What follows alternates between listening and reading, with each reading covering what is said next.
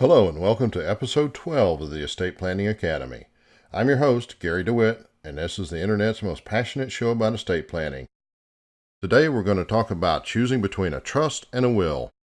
The choice between using a trust and a will as the central document in your estate planning is not always easy. It usually takes a lot of questions and information. Here are some of the questions I use to help you decide. Do you have children or a spouse with substance abuse issues? A trust can keep the money out of their direct control. You can add conditions that their rent and utilities are paid directly to the landlord and utility companies. You can add in a condition that if and when they are clean and sober, they can have the money. Basically, you get to say when and how they have the money and protect themselves. Do you have children under 30? Most people under 30 are not mature enough or ready to manage a large lump sum of money. You can attach strings to the money to force them to manage the money in a responsible way, all the while restricting their access to the principal. Maybe you only let them have the income from the money. That forces them to invest wisely. Maybe you let them have an allowance instead of a lump sum. And you can reward your children for good behavior and withhold money for bad behavior. Do you have children who will be going to college or vocational school? This is a very important reason to maintain control over the money. Just as with children with addiction problems, you want to keep tighter control over your money. The trust should be set up in such a way that tuition, room, board, and utilities are paid directly. Then, reimburse your children for the books, receive an allowance for food and entertainment, and then you can decide if they get rewarded for good performance.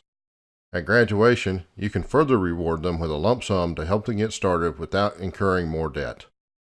How about children with debt issues? A trust can help shield the principal of the trust from your children's creditors. The creditors can still get the money that comes out of the trust, but they will have a hard time in draining the principal. About children under 18. A trust lets you, not a judge, decide who manages their money, how it is managed, when they get it, and how it is to be spent. Without your trust, a judge will likely order the money into a court-overseen trust, pick the manager, and at 18, give the money to your children in a lump sum. Blended families. A trust, or even 2 or 3 trusts, lets you divide the property in the way you want while allowing the surviving spouse to use the property for their benefit. It's not uncommon for one spouse to enter a second marriage with a home and the other was a renter or decided to sell their home. Do you want lifetime asset protection and management? Assets in the trust will be managed by your successor trustee. However, a will only starts working when you are gone. Is avoiding probate important to you? If you want to avoid probate, you need more than a will, because a will requires probate. Do you have children or a spouse with special needs? A trust can be set up to supplement public benefits while not destroying their eligibility for benefits. Here's a chart that shows you some of the differences between a will and a trust. Lifetime protection of assets. Not a will, but a trust. You decide who gets what. Both. You decide when they get it. A will, no. With a trust, yes.